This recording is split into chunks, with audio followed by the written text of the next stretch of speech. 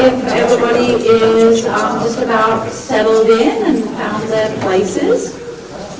So I'm very, very pleased to see such a strong showing from the districts. Thank you all for taking time on this most strangely rainy day to come out. Yeah, we could be in England. You know, you have to be prepared for this stuff there any day of the year, but most unusual for us. So I am so very pleased that we have Martha Friedrich and MJ Vincent from CSIS with us here today. So any of you that have been in the business for any amount of time and have ever looked at anything CALPADS know that Martha has been with CSIS practically from the year dot. So it means that she has more experience with CALPADS than basically anybody else in the world, right? So we're hearing it from the top. And what we're hoping to get today is just an understanding of the importance of this data and where does it go and its resultant impacts on you. And what can we each be doing in our own districts to ensure the integrity of that data? Because once it's gone into CALPADS, it lives there forever. It never goes away. So if it's wrong, then you're forever going to have incorrect information about your district out there. And so we want that. We want to make sure that everybody's district is fairly represented. I was just saying to Martha that I tell people that, well, you know, in school finance, all roads either lead to CALPADS or LCAP, and CALPADS leads to LCAP, so there you go. We have our marching orders. But I'm greatly looking forward to this afternoon session, so we have set up time after the workshop for a whole question and answer period, and I'm sure if you have questions as the presentation is unfolding, that we'll be taking questions. So with that, I'm going to hand it over, and thank you so much.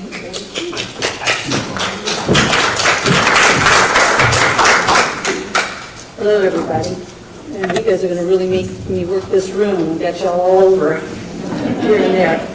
But I don't mind. So I want to thank Kate and your county superintendent for inviting us here, because it is important for people to learn the importance of the data in CALPADS, and we like to show up where we're asked to show up so that we can share that message with you and know how important the data is that you are working on in CALPADS. This session is really meant for leadership. Your data coordinators are going to know this information already. And there's three main parts to this presentation. I'm going to spend probably the first 15 minutes just on a really high level of data in CALPADS, 30,000 foot level, not going into the weeds. And then I'll follow that briefly with a little bit of information about what's coming next with the CASEMIS to CALPADS transition. And that I'll spend another 15 minutes, again, not going into the weeds. There's going to be more in-depth training on, if you have folks that don't understand CALPADS, we have plenty of other detailed level training on that, as well as there's going to be forthcoming training on the CALPADS, CASEMIS to CALPADS transition. So you're getting an early view of just a high level of what's going to happen in that transition. And then hopefully the last segment is about those data practices and what you guys can do to prepare, and not just for the transition, but just in general, caring for your data and knowing how important that is, and how do you get your whole organization behind that. So with that, I'm sorry. So those were my objectives. And before I get started going into talking about the data that's in CALPADS, the actual files and whatnot, there's two concepts that you have to be, this one concept you have to be familiar with.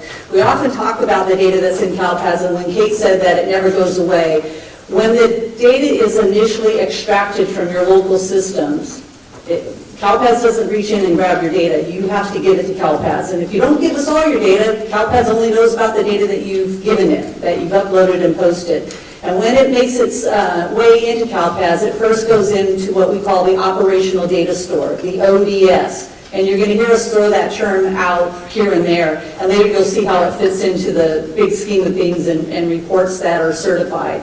The other area of data in CALPADS is what we call the snapshot data. Sometimes we call it your certified reports, your snapshot reports.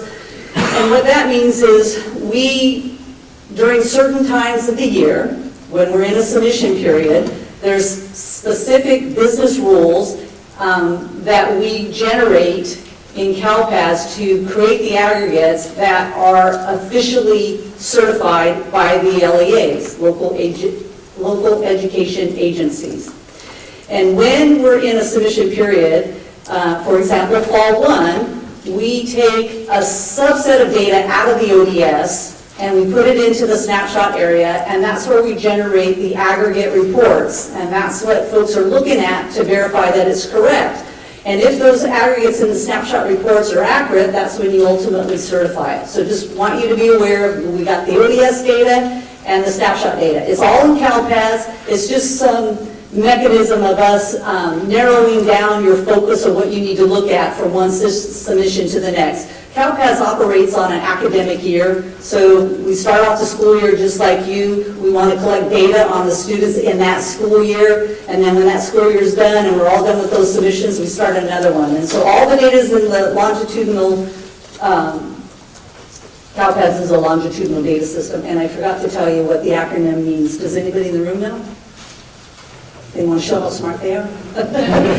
What about you, Craig? Let's see, California longitudinal student data. California Longitudinal Pupil Achievement Data System. That's what I said. Okay, thank you very much. I appreciate that. It's just CALPADS. So here are those submissions that we currently collect in CALPADS. There's 5 of them. 2 of them, Fall 1 and Fall 2, happen in the beginning of the school year, and it's based on Census Day, the first Wednesday in October. That's going to be important for the case miss data. So we collect that data and we give LEAs up until middle of December to finally get all of that data in CALPADS correctly. So even though we're in December, CALPADS is pulling the data into that snapshot area as of Census Day.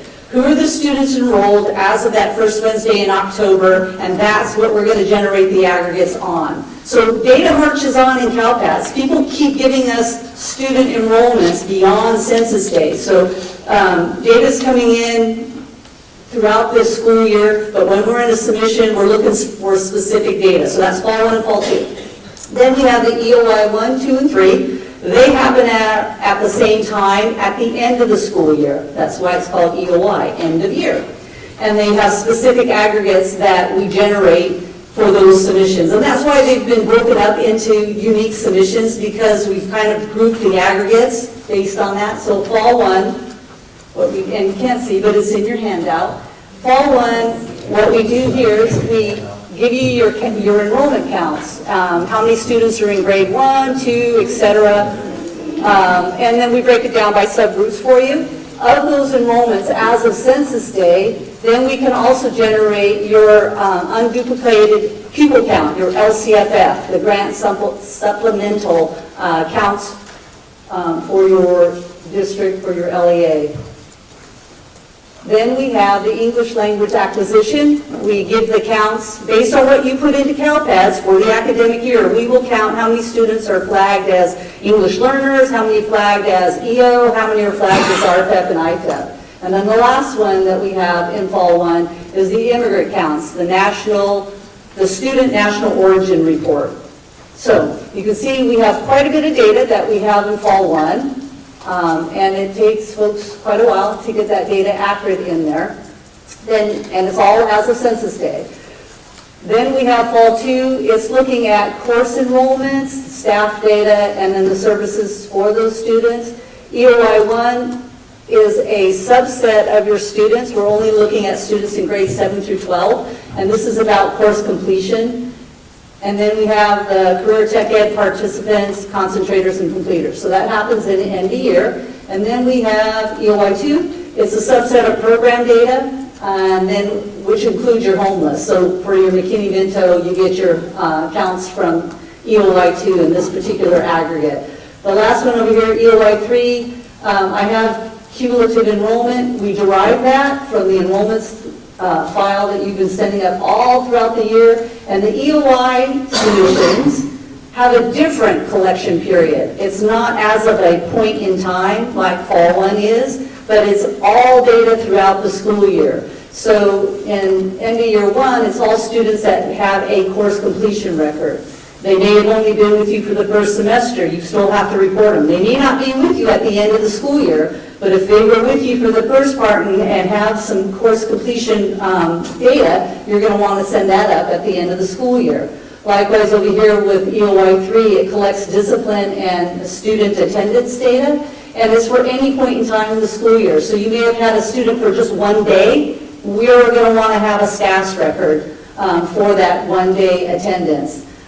If the student was with you for, maybe 2 months and they have a discipline record, you need to report that because it's from July 1 through June 30th. So that's the difference in the collections.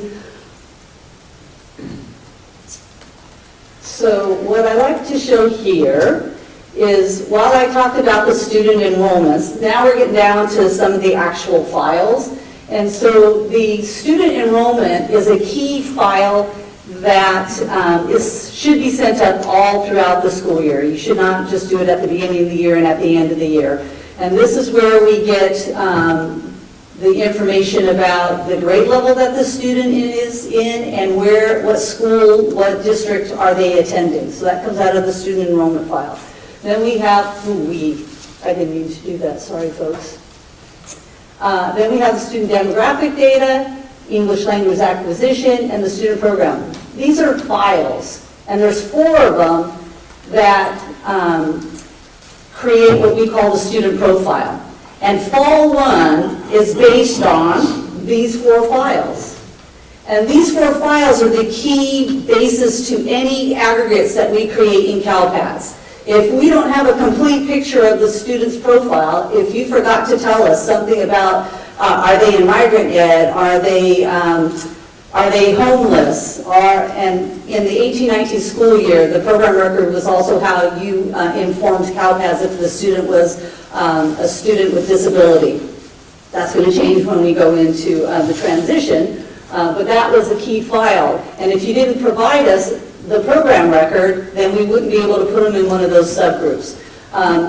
Every student has to have an English language acquisition. We have to know whether they're EO, EL, RFEP, or IFEP. You get errors if you can't give us that information. So 4 files, they're the key to the student aggregates. We call that the student profile. The next set of data that we have is for Fall 2 and EOY 1. They kind of share the same file format, but we ask for their actual grade earned and their credits completed in their courses for EOY 1, whereas in Fall 2, we're looking for who's enrolled in what class.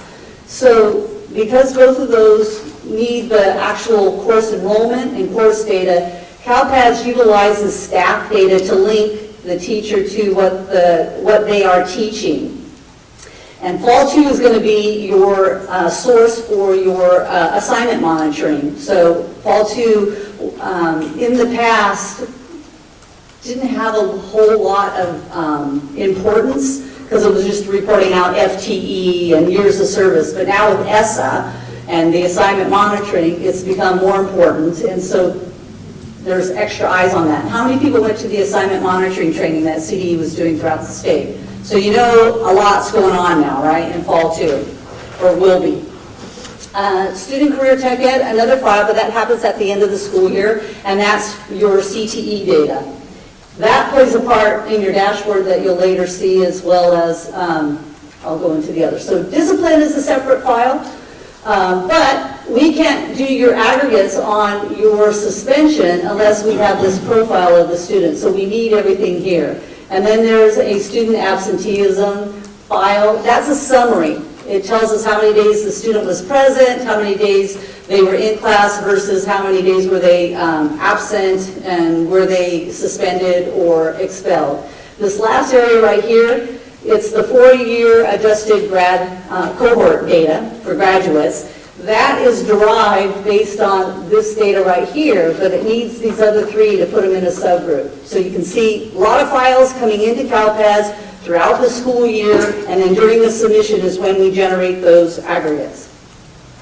This right here is the time frame. This is when Fall 1 is running, beginning of October. The first Wednesday in October is Census Day. That's when we start generating what we call those snapshot reports. Prior to that, you could run ODS reports, but it's the snapshot reports that you're going to be looking at, verifying, and actually approving, so that those would be your official counts when that data gets pushed up to the Department of Ed in the dashboard, as well as for your unduplicated pupil count. What's interesting about this is that you guys start school in the middle of August, September, and we're hoping that you're updating your data locally and updating CALPADS as the school progresses, and it's not until the beginning of October when we start generating those reports, and you have until the middle of December here. This is the 18-19 school year, so this is past, but it was, I think it was December 12th that you had the deadline to finish Fall 1. And when I say finish, that means all the data that you have locally that you need to report your enrollments for school year 18-19, that you've completed uploading that and posting it, you've fixed all of your errors, you've looked at the reports, and you like what the aggregates are saying, that you have 50 kids in first grade, and you have only 25 in second grade, and you have no third graders. Somebody needs to look at the reports to see what those numbers are. And if you're shocked that you had 0 kids in third grade, you had an opportunity to look at that report to know that that would be wrong. You don't want to certify that data. Fall 1 has 2 deadlines. There's the initial, because the Department of Finance needs that data, your LCFF data, so they can generate your unduplicated pupil count for your P1. But you are given a short time to amend that data if you need to. So while we want you to get done before the holiday break, then the final deadline to make any kind of changes to that Fall 1 data happens in the middle of January. Then it's done. It's frozen. That data that's in the snapshot will never ever change. It's locked in. The data in the ODS can keep changing, but the snapshot data for Fall 1 is over. We're not going to refresh it anymore. Fall 2, we start running the aggregate reports in the end of December, January. We want you to focus on Fall 1, and then we start working on the Fall 2. So even though this starts, let's say January, because you're off on holiday break, you don't really start focusing on it, people can send up that data prior to January. We're just not generating those aggregates in the snapshot arena until the middle of, or the beginning of January. There is no initial deadline. There's only one, so there's really no amendment window. You have to be done by the end of March. Most people were. I think we got 100% up here. There was maybe 1 or 2 that didn't do Fall 2. No, maybe there was 10. And then we have a little bit of a break, submission-wise, and then end-of-year submissions start the middle of May. And the cohort processing happens the same time that we're running the submission, the EOI submission window. And this goes all the way through August. And again, there's no amendment window. So it requires some coordination that if you need that amendment, you've got to back yourself up to tell everybody you must be done in July, and that gives you the opportunity to make adjustments if you need to.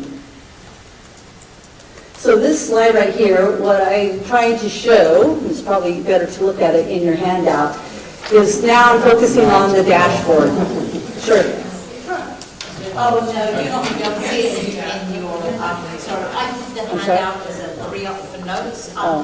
We will email this whole PowerPoint out to you. I just figured you wanted a place to go to write notes. It's more helpful than having a whole heap of people, so. You don't have to memorize this, just understand. And this, what I'm showing here, this came out of the 16-17 technical guide.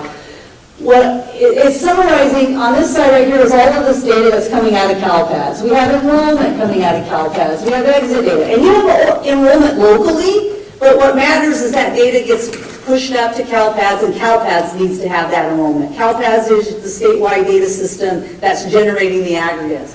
So we have the enrollment data that's used in the dashboard, discipline data, race ethnicity from the demographic of the student, school completion, oh yeah, okay, so this is used in your cohort data, whether or not the student's an English learner or reclassified, so there's a bunch of stuff coming out of CALPADS. Whether the student's homeless or foster youth or free or reduced, that puts them in that social economically disadvantaged group. And then across the top right here are the key indicators in the dashboard. So you got suspension rate. So if you look at this, you can see that in order to calculate the information for suspension rate, we need the enrollment because we have to know what grade they're in. We also have to know what school they're enrolled in to be included in that calculation for the suspension rate for that particular school. Discipline data, of course, we need that. And then if you keep going, these things down here is what puts the student in a particular subgroup.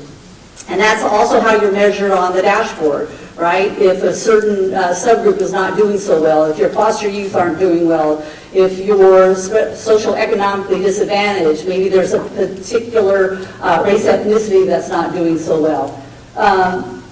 The graduation rate, we need the enrollment record and their exit. We need to know how they completed the time at your agency.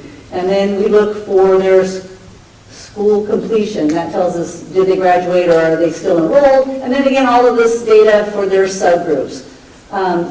This one right here, English learner, pretty much is impacted in all of the indicators because it's a major subgroup, and then they also use it for the English learner progress, knowing how long that they've been in that. So that's what this slide is to help you with. Ready to move on? Everything's clear? I can build on this? Okay. So the transition to CASEMIS is coming soon. There's going to be plenty of time for us to train you. I shared some slides with Kate, and she got a glimpse of this, and she thought it would be a really nice topic to share with all of you. So we're giving you advance notice of what this is going to look like in CALPADS. So on we go to the information. So here's another little, before we get started in talking about this transition, something that you have to know. How many of you guys have charters? Okay, not too many. So then I'll just talk to Craig, but you may know this. So in CALPADS, we have a little over 1,000 school districts. We have the 57 counties, but we also, what we consider an LEA in CALPADS are what we call an independently reporting charter. So there are charters in the state that can decide that they want to report their data with their district or independent, meaning they're going to do their own extracts, they're going to certify their own data. In CASEMIS currently, you also have some charters that can decide how they want to report their student with disability. And some of those charters may be reporting with their authorizing LEA, or they may be reporting their CASEMIS data by themselves. What this slide is saying is, when we make this transition, they have to do it the same way for both. They cannot be independently reporting their general ed to CALPADS and then report with their authorizing LEA for the CASEMIS data. So all the data is coming into CALPADS, they have to choose one method, either with their authorizer or without, for both sets of data. So that's going to be a shift for some charters. There's probably about 150 in the state that are in this predicament that do it two different ways. Most people, once they decide they're doing it one way, they do it for both. Okay, so the next two slides, also I want to share with you that in order for us to count any student in CALPADS, a key thing is that enrollment. But in addition to that enrollment, you cannot submit any record to CALPADS unless it has a statewide student identifier associated to it. So it's kind of like the linchpin for all data in CALPADS. All students must have a SSID, a statewide student identifier. So these next two slides are something that you should be aware of. When we make this transition, we are expanding the group of students that must be reported in CALPADS. Previously, we were reporting grades KN through K-12 for the general ed, for Census Day, Fall 1, for all of those submissions. It was all about grades KN through 12. When we bring on students with disability and reporting their IEPs, et cetera, that we have to expand the groups of students, and it's mostly the lower grades, the preschoolers and toddlers and whatnot. So what this slide is trying to show, these two rows kind of go together. And what we're showing here is right now, for students that have an IEP, we don't collect it for infants and toddlers because they don't usually have one. But preschool, right now, CALPADS expects these students to have an SSID and be reported to CALPADS, as well as students in K-12 that have an IEP. When we go to the transition year 1920, students with an IEP pretty much stays the same, no difference. Now, when we get down here to the Individualized Family Service Plan, the IFSP, right now, the infants and toddlers is optional to get an SSID for the students, and it doesn't apply to these groups of students. In 1920, it's no longer optional. It's a must that the students that have an IFSP, they have to have an SSID, and they must be reported to CALPADS. The next group is the ISP students, and you can see here, right now, not applicable, and private school kids, we don't, that have an ISP, we're not collecting that in CALPADS. But in 1920, what changes is those private school students are going to have an SSID. And the department is working on establishing a unique school code. Right now, we have a unique school code for an MPS, which is 00000, is that 6? And a 1. So 6 zeros and a 1. For the private school, I think they're going to use a 2, 0000002. They haven't set it up yet, but that's the plan, that it will be in place that you can put your private school kids in that bucket. Because you're not taking attendance for those kids. It's for the purpose of just reporting out on their ISPs. Then the next group is any student that was pending evaluation, and this was applying to the younger age students. So it's optional in 1819. It was required for preschool kids, but in 1920, no longer optional for those toddlers and infants, that all of them, if they're pending evaluation, they have to be reported in CALPADS. Therefore, you have to get an SSID. That's what these two slides are showing you. So you have to start thinking about that and getting ready in the transition. And this slide's not showing up too well either, huh? So what I'm trying to show on this slide is a little bit more about the file types and the data that we collect. And so when I talked about the student profile, here's those 4 file types that make up the student profile: the enrollment, the demographic, the English language acquisition, and then the student program data. When we talk about Fall 2 and EOI 1, the staff and course data, that requires these file types. So we have a staff demographic file, we have a staff assignment file that tells us if they're a teacher, are they a pupil services, are they an administrator. This one is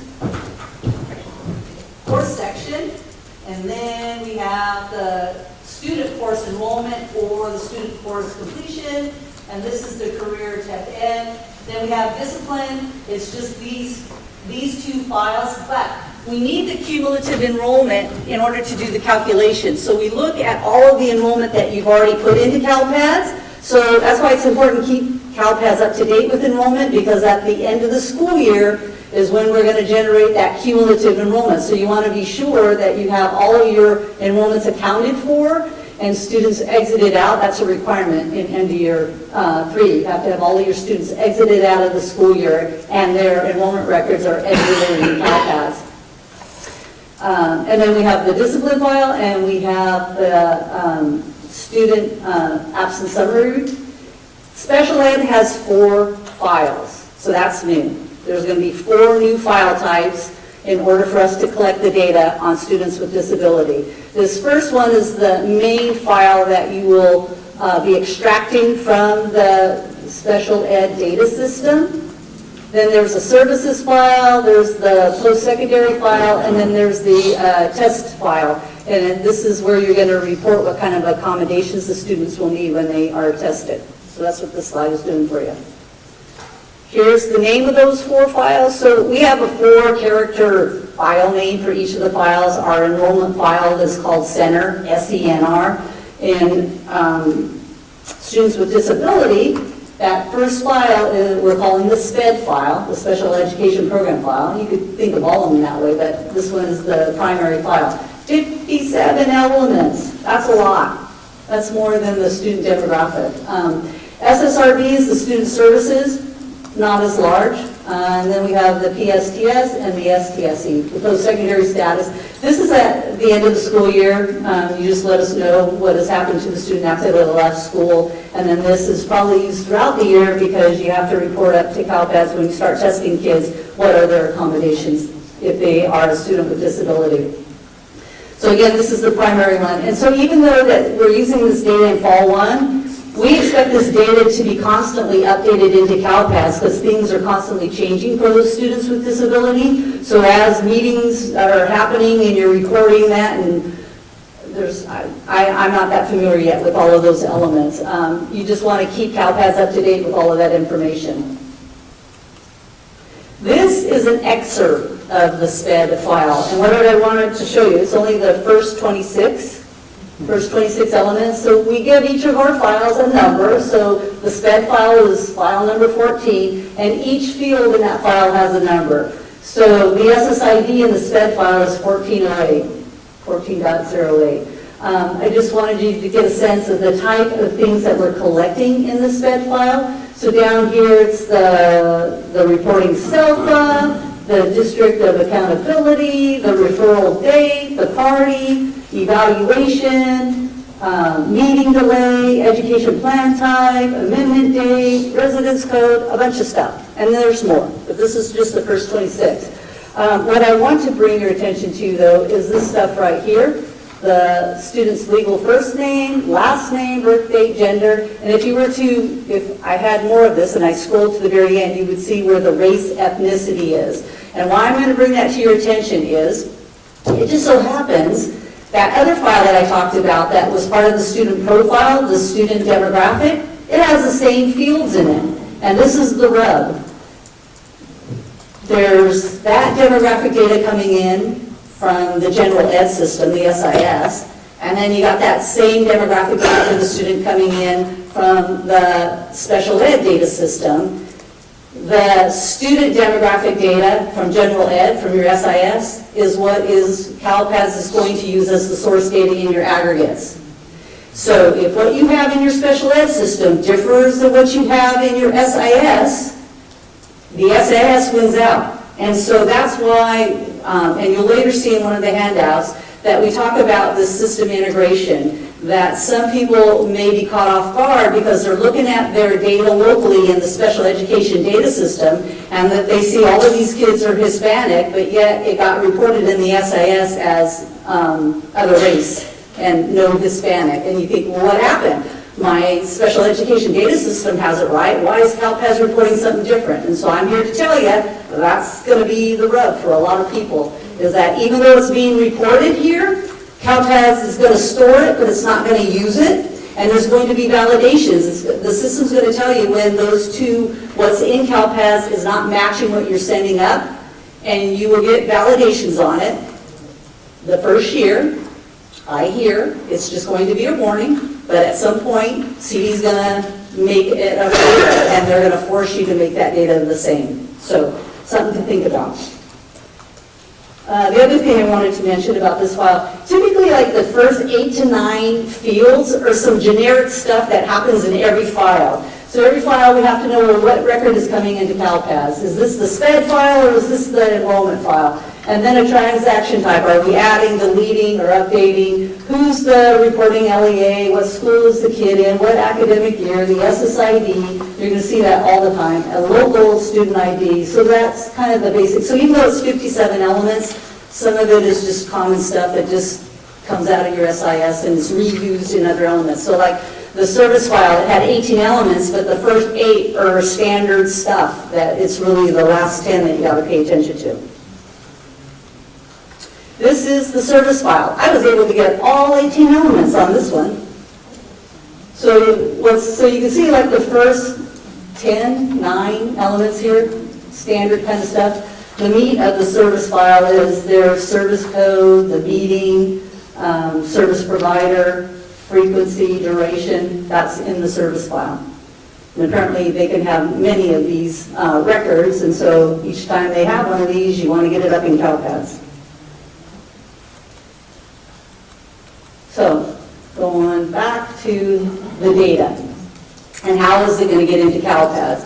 So, right now we talk about our CALPADS data coordinator. When we transition and we bring in the students with disability, there's also a data coordinator for that system, and so we're going to have to change our lingo a little bit because you have 2 systems. The SIS, Student Information System, consider that like the general ed data, and then you have another system for your special education data. And so those 4 files that I talked about, the SPED, the service, the post-secondary, and the testing combination, CALPADS is expecting it to come out of this system. All that general ed data, demographics, enrollments, program, subgroup kind of data, course completion, course enrollment is coming out of the SIS. These 2 systems have to be able to share information, especially on that student demographic. So that's why we have this system integration thing here going on. This system is going to have a different way to get the data into CALPADS. It's going to use what we call an application program interface. And so your vendors that support your special education data systems, they're aware of how they need to construct these files. They are aware of how this file is going to be uploaded into CALPADS. And it's going to try to automate things. So as soon as this person right here initiates the APIs, it sends whatever it needs to CALPADS to say, I'm sending you a file, and there's credentials passed. So there's some upfront work that has to happen. And if there are any errors, or if everything was okay, a report gets sent back to the system, and your vendors are figuring out how to display those errors inside the system. So you don't have to log into CALPADS to see errors. You would stay within your special education data system. That's not how it works over here. These guys right here, the data coordinator has to push a button that generates the extract, then they have to manually log into CALPADS, take that extract, upload it to CALPADS, look over the validations, decide whether or not they're going to post the data. If there's errors, they have to go back, fix things, do it again. They have to actually log into CALPADS to see the kind of errors and post the information. That's going to be automatic in the API. Not fixing the errors, but at least posting it and getting it uploaded. And so this over here in red is that little note about making sure that demographic data matches the 2 systems, because we're going to use the data over here for the demographic data. The student profile is built on this, those 4 files. And that profile is what's going to carry into when we're generating the reports on students with disability. We're going to use those 4 files plus the special education files. And once it gets into CALPADS, it starts going everywhere. It's used in reports, used in accountability and assessments, and on and on it goes. And as Kate said, once it's in, it never gets out. I mean, it's there. I was going to ask Nick, I know we looked into this concept of sharing that data, right? That any time that we have data that is going to end up in a different system, that we want to decide what is our point of entry, right? What system are we going to enter the data into? And then you want to be able to use that data to populate your other systems, right? Because if you enter the data more than once, then I can guarantee you'll enter it slightly differently, right? And my famous, the one I give all the time is, so how do you write the GNE? I can give you 6 different versions of it, just like that, right? And so that's what happens with any data, right? It's all about maintaining the integrity. So I know that we look at a way to be able to make sure that there's some kind of data exchange, but I'm not sure that it actually went anywhere. Did we get there, Nick? No, we didn't get there. There were a lot of issues and inconsistencies with the data exchange from the SIS to the SED or SACE for us, Wood County. And it was just a struggle of SACE being able to accept that data from the SIS, wherever it was.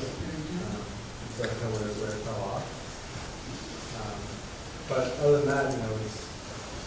And was that working out for those folks that are using Aries as their SIS, or was it for any of the different systems? Okay. Yeah. Well, to me, that's a worthwhile project for us to continue to be looking at, right? At some point, I mean, doesn't everybody in the state use SACE? No. Is that working? No. There's probably 4 to 6 others. A couple of them have a custom system, and there's probably 3 or 4 other major ones. Okay. Well, that's what I would hope, then, that we will continue to look into that effort, because, yeah, I mean, these are large quantities of data. I mean, so anything that we can do to Automate. to put some tools for automating it, I think we're all going to be way further ahead. And you'll see in some of the handouts, one of the handouts is a RACI chart, and there are some tasks listed in that chart that speak to the system integration. And I have a slide on here too of deciding how do you want that integrated. And as Kate's mentioning, is because that data it's the same data in both systems, one of those systems has to be declared the source, and that's the one that you rely on and know is accurate at all times, that feeds the other system. It doesn't have to be that it's the SIS that's the source, and if you want the special ed data system to be the source for the data, then you got to figure out how to get that into the SIS, because CALPADS is using the SIS data for its source, so there you go. Can be tricky. This slide right here is a little bit of that workflow. On this side is how your current data coordinators are getting data into CALPADS. They have an extract file, they have to log in, they upload, and it gets into CALPADS, and then validations are happening. And over here is the API, the Application Program Interface. Let me what that says. So the SPED system, or SED, the LEA generates and submits files, credentials are passed between the two systems, it hits the staging, and validation happens. This right here is a list of the new reports that will be generated in Fall 1. So Fall 1 already has 8 reports. There will be 3 additional ones, and these are the 3 that, these are aggregate reports. So for every aggregate that we have in CALPADS, we also generate detail level data. These 3 of the reports are what the CELPA directors are going to be looking for and approving the numbers on this. So you have the count by federal setting for your students with disabilities. You have the education plan by primary disabilities, and then you have the student services that are given to the students. This is the workflow for how that data is going to get approved and how you know you're done with Fall 1. And it's involved.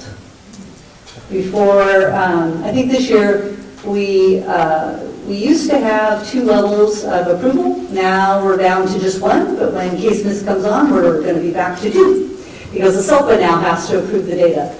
So earlier you got data that you're trying to upload and get into CALPADS and clear all of the validations. At some point, when you're all done with that iterative process, submitting data up, you're going to start looking at the reports and pay attention to the aggregates and looking to see if the numbers are accurate or not. CALPADS has no way of knowing if your data is accurate. It can tell you if you have validation errors, but it doesn't know if your data is accurate. It doesn't know you're supposed to report 100 kids with disabilities versus the report's only showing 50. It's going to report out what you give it. And if you don't give it all the data, then it's not going to be able to report it.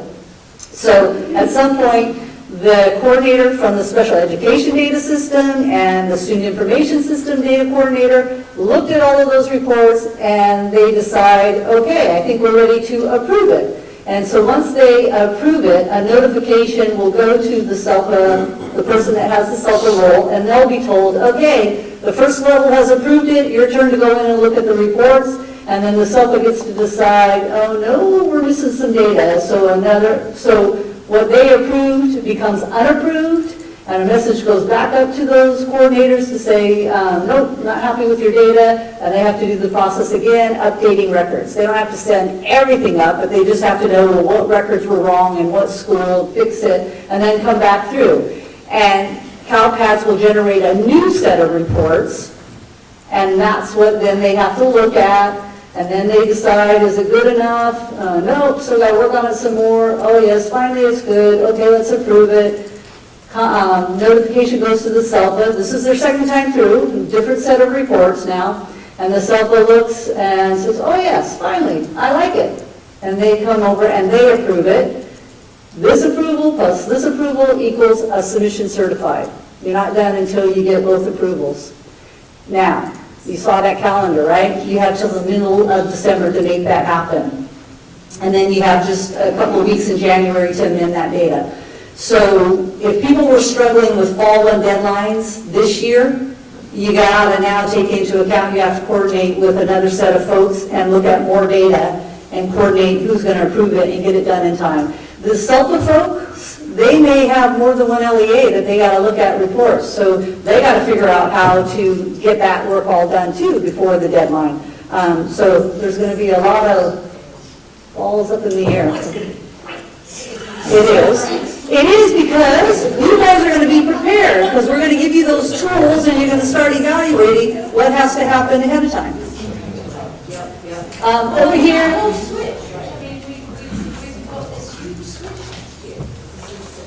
Some of the accounts have been December 1, right? This moves them to information things in common with all other.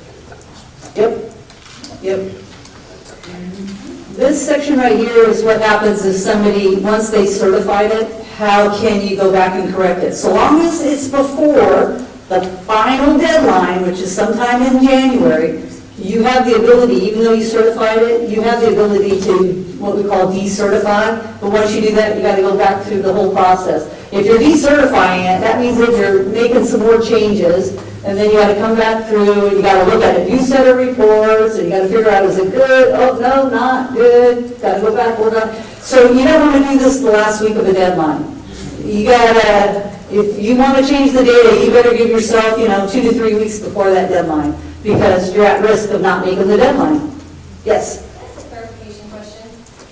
This is Beth talking. For the submission of data following the flow chart, so the special education data we currently in Marin use SACE. We take that SACE data and we submit it to CalPADS. CalPADS then provides an error report. And if I heard you correctly, is that error report being compared to the data that's being submitted to CalPADS through the SIS system?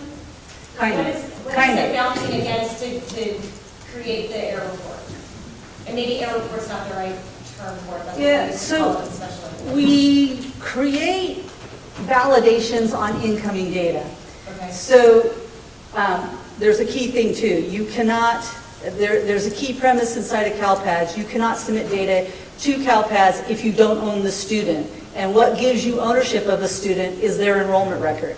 So if you don't have an enrollment record in CalPADS, you cannot submit that SPED record. It will reject. So another coordination that has to happen, that you got to be sure that that student profile data that tells us where the student is enrolled and the demographics is already in CalPADS when this data starts flowing in. So these guys are going to get validations based on the files that they're sending up. There's very specific rules, and we have what's called an error list. Maybe I should be doing this. Can you hear me okay? So we have an error list that points out all of the types of edits on the records. And so there's going to be edits coming out of the SIS on that profile data, and then there's edits on the files coming out of this system. And so the SPED, because there's 57 elements, sometimes there's a, now this word is escaping me, cross-field, what? Yeah, but I'm thinking of a cross-field validation, that if you give us this field, then I have to have this other field populated. So if you tell me an education plan, I got to have a date. So it's those kind of validations that verify what you're sending is complete data. So that happens and is sent back. So the specific data that is going back, the error report that's going back to these guys are specific to the fields that are sending in. However, the warnings, when it comes to the demographic data, that is based off what's already in CALPADS. Or if a record is rejected, it's looking to see in CALPADS, is there an enrollment record? Otherwise, I can't post the SPED. Does that help? Yeah, thank you. Okay. Anybody else? Did I confuse anybody? Sure, in the back. So, do you have like some kind of a document perhaps that shows what the items that are going to be matching from the special ed program, into the file that was uploaded from students? So we have what we call a file specification, a CALPADS file specification. So when I showed you,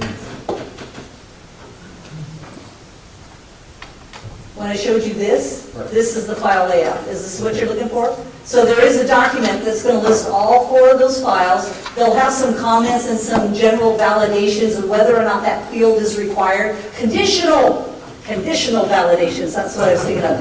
In that file specification, it will say, if you populate this service frequency code, then I must have these 2 fields populated. So there is a document that gives you that. Okay, with all the items there? Yes, yes. And then we take the CFS, sometimes the vendors use that more heavily than our end users. The end users like the error list because they see exactly what are the errors, and then you can read as to why that error was generated, and we also give suggestions on how you can resolve that error.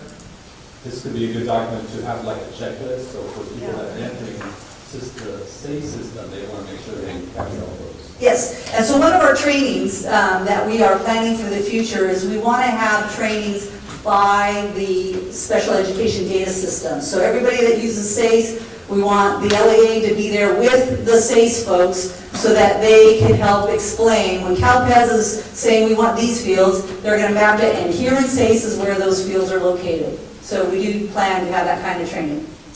Yes? There'll be newer fields in SACE, or what you're saying? I don't have any Well- experience with SACE, but if they are going to be incorporating So new even though it says new here, this was new for 1819. So what the department did is they wanted to introduce the shift 1 year early. And so for case misreporting this year, it's different than what you did the previous year, and they have added in these new fields, and people had to get used to the names of these new fields. So for the most part, you've already have them, and you're reporting them in case miss in the 1819 school year. Great. Good questions. Thank you very much.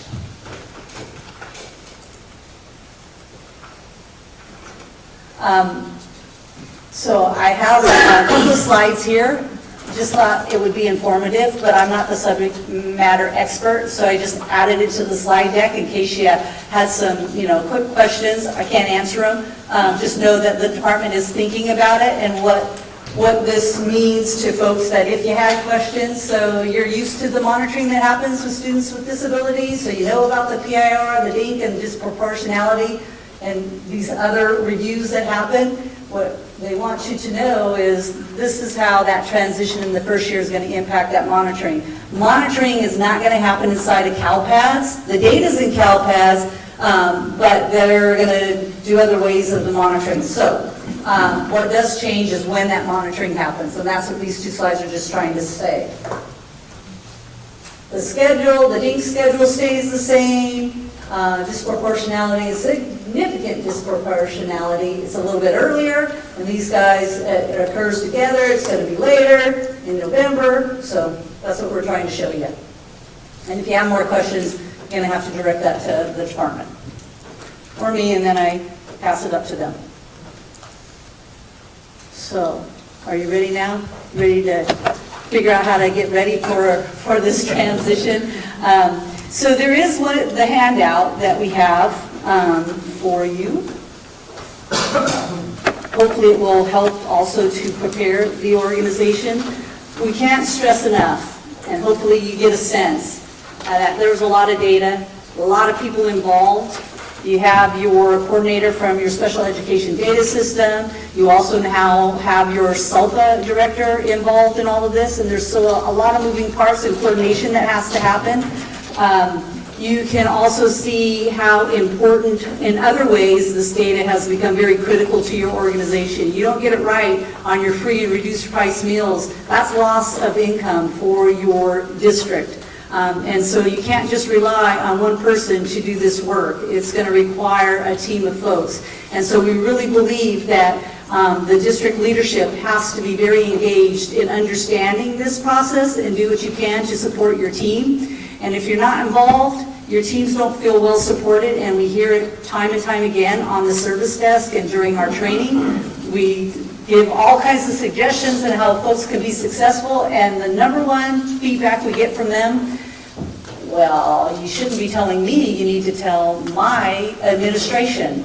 So they feel that oftentimes folks don't understand all the information that's in CALPADS, and so that's why we're here. We think it's important for leadership to understand that, because you guys set the vision and you help support your staff, and if you don't know what they're doing, it's hard to give them support. So part of doing this work, what we would like to suggest is implementing, and you probably already have this in place, a data governance structure. You may not realize that that's what it is, but bits and pieces, if you have some processes about how people do data entry, or if you have some policies on data security, that's part of a data governance structure. And so we're suggesting that you formalize it a little bit more, and you communicate, and you help your whole entire organization learn about it, because it matters what happens at the lowest level of that data getting into your system. What we also see is that districts that struggle are spending more than a month cleaning up data in CALPADS. You don't have a month to clean up data in CALPADS. That should have already been scrubbed and cleaned in the local system. It should have gone in clean the first time. And so what we find is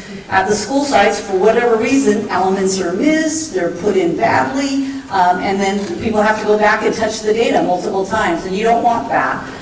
And so having a data governance, and we've given you a tool, that RACI chart, that kind of lays out responsibilities, and it helps then the organization know who's doing what, and you've accounted for all of the things that have to get done. We highly recommend a data team be created, because it's not a just one person job. It requires multiple people. You see already here, multiple systems are being impacted. Can I ask the question, how many districts, so we formed a data team here at MCOE, I think after years of frustration on Nick's part, that he knew that the data that he was submitting wasn't right. He knew it. In his gut, he knew it wasn't right. And there was nothing he could really do about it, because he's the guy that's pushing the electronic button. He's not the content expert. So it took us some time, but we've now formed a data team here at NCOE. And how often do we get together next? About 6 times a year.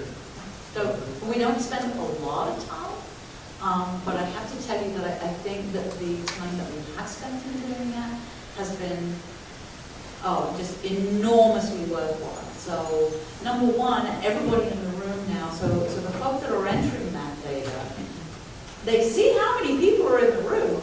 I mean, it's a lot of people gathered together, right? 20 people. Yeah, it's 20 of them. So, Business, personnel. And you're there, Kate? I go to that meeting not because I ever touch this data, but because I care deeply about data. As a business person, I'm relying upon that data to inform the assumptions that build my budget. And, well, you all know that I do the special education pupil count, because again, it was bad data. I understand that data, and then I'm using it to build fiscal allocation plans, and it's wrong. So, coming together as a group, it shows everybody, I'm in the room, I'm not touching data, I'm not entering data, but it means that the folk that are entering, they say, oh God, Kate's here, it's going to be important. Right? And that's what it does, it's just, you all know, if you know me, that I'm very verbose, and if you ask me a question, I've got to give you full context and background and history and all the rest of it. Well, I do that because I think that when people understand how important their work is and how it impacts throughout the system, that they care about it. They now realize, wow, I'm a critical part of this loop. So I think just, so kind of elevating that work, as it were, right? Acknowledging just how important it is, acknowledging the folks who are doing that work, showing them that, hey, there's a whole full support team of people here that's all involved in this. We've all got our hand in this one some way or another. So they see the connectivity. It's just, I know that our data integrity has improved tremendously as a result of just forming the team and coming together. If we did nothing else, just that act in and of itself has improved our data. So thank you for finishing those last two bullets, Kate. And how would you rate your data culture? Is it maybe before the data team and now, maturity-wise? Middle of the road? Yeah, I still say, well, one continues to improve. So, if you can't find something to improve on, you haven't looked at it hard enough. Because you can always get more efficient and so on, right? So I say that we have started the journey. Good. That's Do you good. agree, Nick? And thank you for that. We appreciate it. So the next two slides, we are offering some suggestions of roles on this data team and some of their responsibilities. I won't go in it because you can't see it very well, but it is in that RACI chart. And I keep saying RACI, and hopefully by now you looked at that and you understand that RACI stands for, what's the R? Responsible. A? Accountable, consultative. C? Consulted, and I is informed. Is that new to anybody? Have you ever heard of the RACI matrix before? Nope? Yes? Okay. So in that document and on these slides, these are suggestions. These are common, what we believe would be good roles to have on your data team. They can add benefit. One of the key things that the superintendent has as a responsibility is there's this application that has to be filed with the Department of Ed. It's called the LEA Administrator Application, and a superintendent has to sign off on that in order for the LEA to have that role. And that LEA Administrator role allows that person to create other accounts. You can do other things, but the key thing and why it has to be signed off is because that person is responsible and coordinates everything else for the LEA and can create other accounts. And so the department needs to know every year, and they haven't implemented it yet, but pretty soon they're going to require that application to be renewed every year because they want the superintendent to be aware of who is doing the work and responsible for the CALPADS data. We have legal staff on here too because security is a big part of working with student data, the privacy and confidentiality involved, and so they would help contribute to the policies that you have in place, and you probably already have some in place and you just don't realize it because you've been operating under FERPA for quite some time and probably there's a bunch of other statutes now that you have to follow. So nothing new, but it's good to have them on the team. They understand the data that you're using. So here, the LEA administrator and the data coordinator, sometimes they're one and the same person. You don't have to have two separate people, but there are some organizations that this person, all they do is create the accounts, and then this person is the one that gathers up the data and coordinates everything. And then we've offered up here a role for the folks at the sites or in the different program areas to be also part of the team, because oftentimes they know and they're closer to the data and they know if the data is right or wrong. So here's that RACI chart. This also, I took some of the tasks in creating the system integration and I put it in that document as well. There's a section on system integration. Again, suggestions. You don't have to do it, but if you're thinking about it, there may be something in there that you can utilize. What we have here is that we're hoping that you have some sort of integration and you get to choose what kind you want. Is it automated? Is it manual? Is it a hybrid? And the considerations of cost, of functionality, and it could have been vary by vendor. We're not promoting any particular vendor. We're just saying, hey, you really need to think about that. Because when you think about that data and how much time it's going to take people to keep it in sync, and maybe it can be done automatically with an integration. So, how to build success and sustainability. This is the one that takes the most part. We spend a lot of time on this because it is so important in our experience working with LEAs to be really successful and keep improving and building on that data that you have locally, that it does require a lot of infrastructure locally, that you can't rely on just one person. This data is too valuable, and it can't be an afterthought. It has to be a critical asset in your organization that you're going to work on. So here's a slide on the data team. And in building this data team, we're asking leadership to be strategic, thinking about who you put on the team. What is their responsibility? What do you need them for on that team? Some things to think about. Not going to go through all of this because I do want to spend more time for Q&A. Does anybody want me to share more on this? Everybody's okay with me moving on? People plus data equals a data culture. I like this. It makes you think about, you know, your local environment, and it is a culture. And if your data coordinator has been doing this all by themselves, they probably feel very alone and not well supported, and the whole organization should be involved. And that speaks to what kind of data culture you have, because it is people plus your data. And when I asked about that maturity, you know, if you have strong people and involved people and they can produce quality data, you probably have a really mature data culture in your organization. People talk about data and the importance of it, all the way down to the school sites where your site registrars understand the value of keying in and getting their enrollment start date right from the get-go.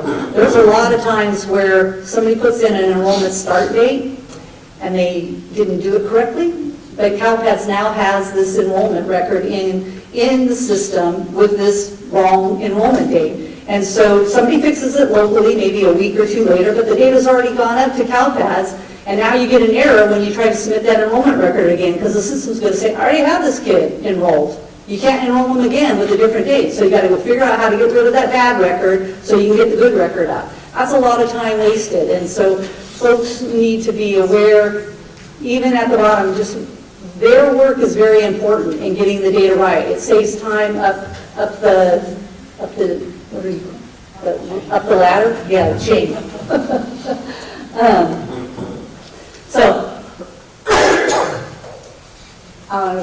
Keep going on.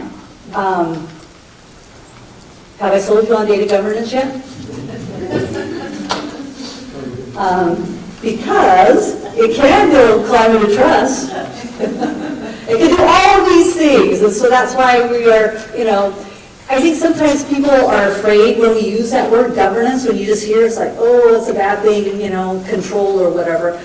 But you'll be surprised that when you look at the RACI chart and all of those things that we're suggesting that you do, that, oh, we already have this in place. Oh, we already do that. Again, you have a lot of things in place. It's just not been formalized. And so it's a good thing to have. And it's okay to call it data governance. And it's okay to talk about it to everybody because it puts everybody on the same page. And it helps your organization feel better about the work that they're doing, that they know why that data is going into the local system and how it's going to be used on the dashboard and how that's a reflection of their school and how that can help your students. If you're getting the data in right, you may be able to qualify for additional funding. But if your site people don't understand that getting that free reduced price meal application in on time, that can cause a loss of income to the district. They may not know that, and so sharing that helps that understanding throughout the organization, which lends itself to people caring a little bit more. And we all care about our students. We want to help them. So having local practices that can also lead to success, and it starts with that leadership, that you establish that structure, you create a team, you think about disaster recovery, and it's not just the hardware and your data. Has anybody had a ransom attack? Held ransom? No? There's several in the state of California, so you want to be prepared for that. But It's just not ransomware. You could have people that somehow inadvertently get you to the place that, there's some sort of breach. And so you want to be sure that people are well trained in understanding the importance of protecting that data. And the folks that you do have doing this work, you don't want to rely on just one person, because emergencies happen and you need to have a contingency. So you need to be thinking about that. God forbid, we all wish, nothing would happen, but you got to plan for things that could go wrong. And people that plan can recover a lot quickly. They can bounce back because they have a contingency plan and it doesn't impact them. They may not lose that many days. So, and ensure your staff understand the data, that's data literacy, understand the access to that data, how does the data get to where it is, how does it get into CALPADS, how does it get into the SIS, using the data. How many people use their data locally? You generate reports and you rely on knowing those numbers. That's good. Because if you use the data, you're looking at it, and you question it, then people that are putting that data into the system are paying attention to it. If nobody looks at the data, people think, oh, nobody cares about it, so okay, it's just what it is, until you really need it to matter. And perform data audits. Locally, you could be generating reports or running queries and checking for different things. There's a company out there that can do some of those validation checks ahead of time, but you can also build it into your local SIS activities that can be done, checking on enrollments, comparing that to what's in CALPADS, etc. Be proactive, some of the same stuff. I'm not going to keep drilling it in because I think you know. And there's our summary. So CALPADS is that foundation for California's education system. It's a longitudinal data system. It is statewide. And this data has benefit to you, even though a student may be enrolled down in Southern California. Someday one of those kids are going to relocate and come north, and you don't want to wait for 2 weeks for that CUNE folder. Having data up to date in CALPADS, once you have the student enrolled, you must always have the student enrolled, to own it, that you can look to see what is the history of the student, where have they been before, how many times have they moved around, what kind of services were they given before.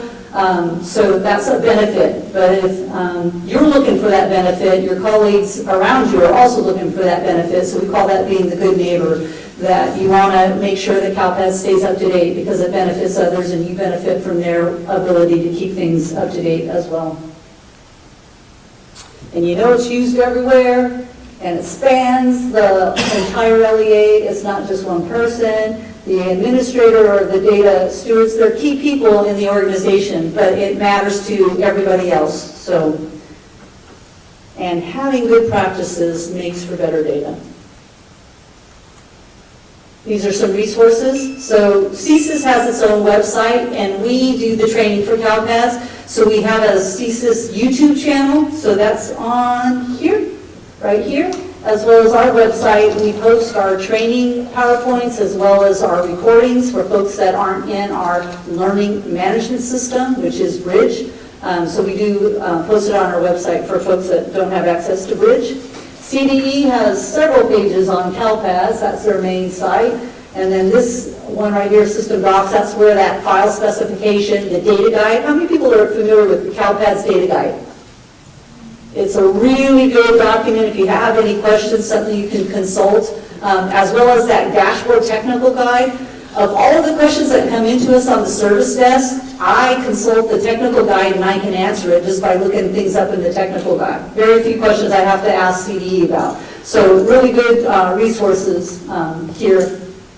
And then you have FAQs. We mentioned the LCFF one because people always have a lot of questions about the application and when is it due, et cetera. And so provision 2-3 schools, that is noted in here.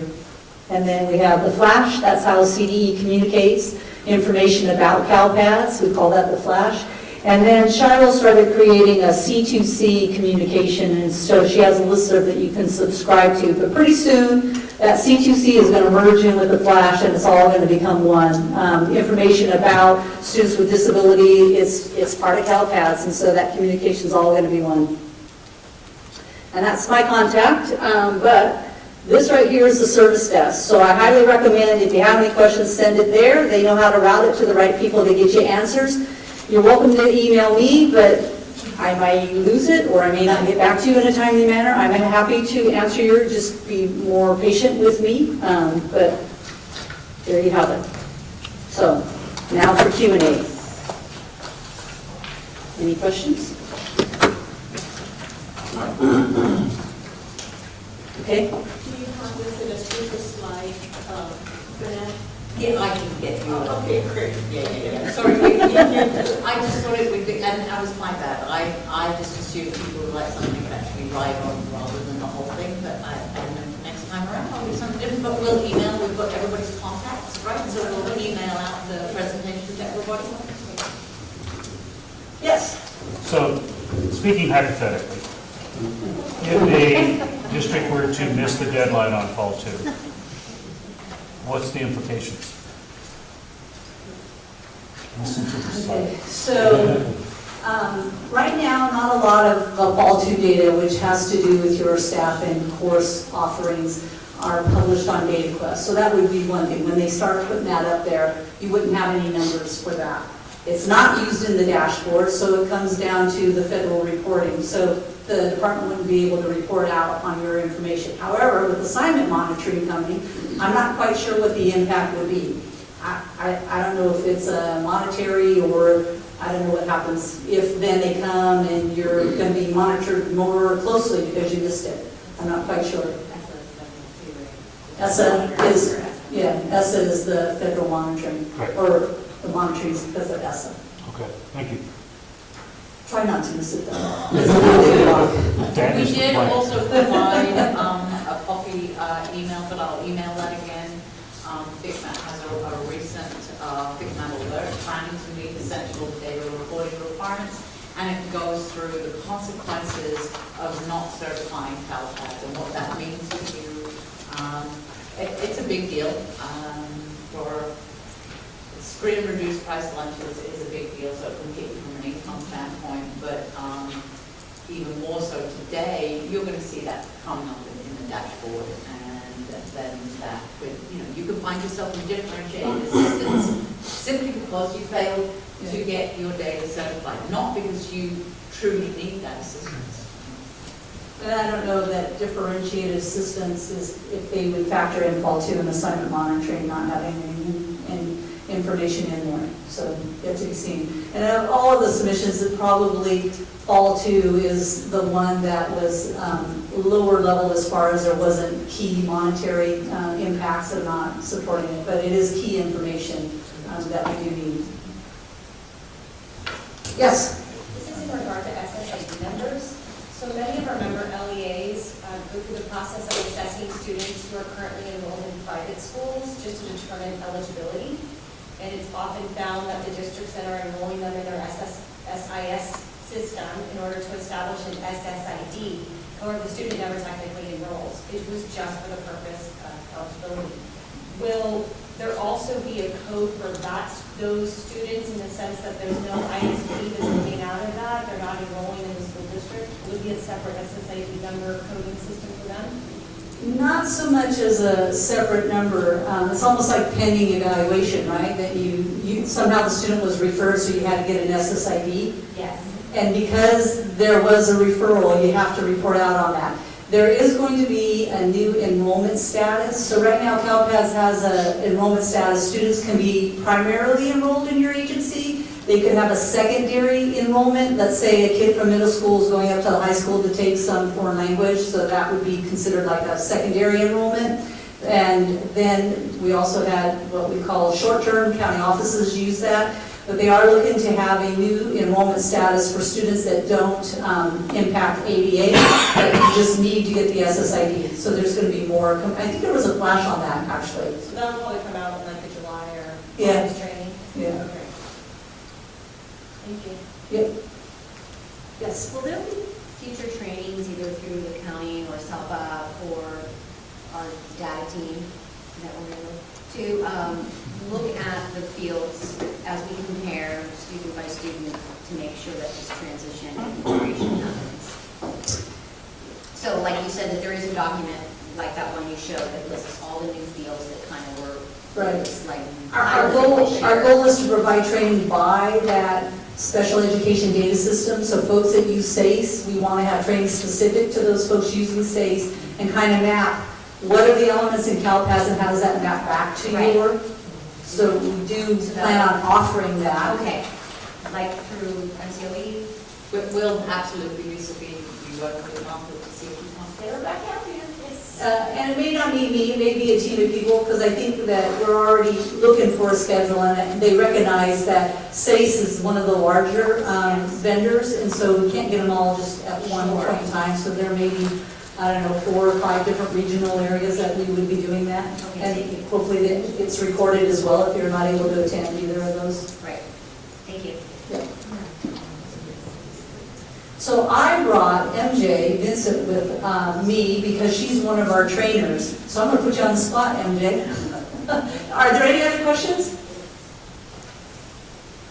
Everybody got it? So I wanted to give her a chance to add something to what I had just said. Nope. Well, what experience do you have helping the LEAs? And what do you think one of their challenges are going to be with this transition? What advice would you give these folks? I think you guys have already kind of brought it up. It's the connection that you have with, if you're the CALPADS data coordinator talking to the person who handles case miss or special ed, what you need to do now is have a relationship with that person that maybe isn't about data, but about, a common understanding that your work depends on one another to some degree. And then I think the other issue, maybe what you want me to talk about, is there's an end of year prep course that's on Bridge, if you have access to our learning management system.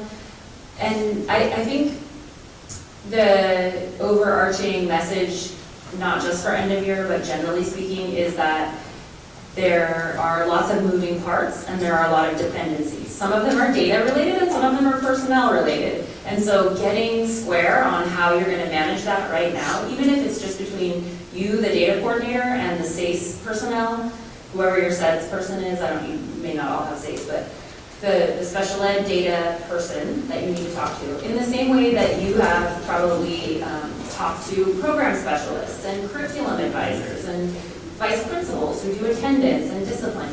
You have some personal relationship with these folks, or if you are one of those people, making sure that, or you're an administrator, making sure that the people who know that what the data really should consist of are consistently and timely responding to the data coordinators, the special ed, or the CALPADS data coordinators. I hear on tickets and in training that the coordinators don't get people's reaction back from them in time. And so we can always push data through CALPADS. It's not a problem. Those of you that know how to use it can clear errors, but that doesn't mean that the data is accurate. And I know you guys talked about, like, if the numbers are not accurate, that you can certify that anyway, and that's too bad because you're underfunded, but you're actually not, like, a kid isn't getting a meal. If you don't report that accurately, you have to think about it in terms of what happens on the ground. Or maybe your programs are awesome, but nobody knows that because the data's not accurate. And it might not be your fault, it's the person who's supposed to tell you this data is not accurate. So that can't always be the CALPADS person or the special ed person. And now that we're adding this additional layer, and the special ed or students with disabilities data guide is going to be as big as the data guide is for CALPADS, right? It's going to be thick. There's going to be a lot to learn. And so I just think that that's the main takeaway. Not necessarily all the details. There will be so many more trainings. There'll be so much more information shared with you. But the main takeaway should be that there's a need for more collaboration and more understanding of the dependency, both the data and the personnel that it requires. And for me, as a trainer supporting the data coordinators, I feel like the message really needs to come from above. The allocation of time and resource for people to both explain the new system changes and how much more is happening, why it's important, and what kind of help they need from people. What kind of time, face-to-face time, explaining what the reports mean and how they describe the work that this person does. And I'm going to report this, but it's really about you. So I think that's planning. So in client services, and I oversee client services, we man the service desk for CalPADS as well as we do the training. And we monitor all the LEAs in the state for each one of those submissions. So we try our hardest to watch out for your best interests and making sure that you're on track in completing your submissions in a timely manner. And so every submission, we offer up some milestones. And what I didn't stress enough and mention is that a reporting calendar. And a reporting calendar, if you do nothing else, is establish a reporting calendar. But don't just put what the deadline is for CalPADS, but think about how do you get to the point where you can certify your data and back yourself up from that deadline. So, put in when does the data population need to be completed in the SIS. So even though Fall 1 doesn't start till Census Day, the first day of October, the sites are keying in student enrollment at the beginning of the school year. And we still have people that are, we're halfway through October and they're still not reporting any enrollment because they're still cleaning things up locally.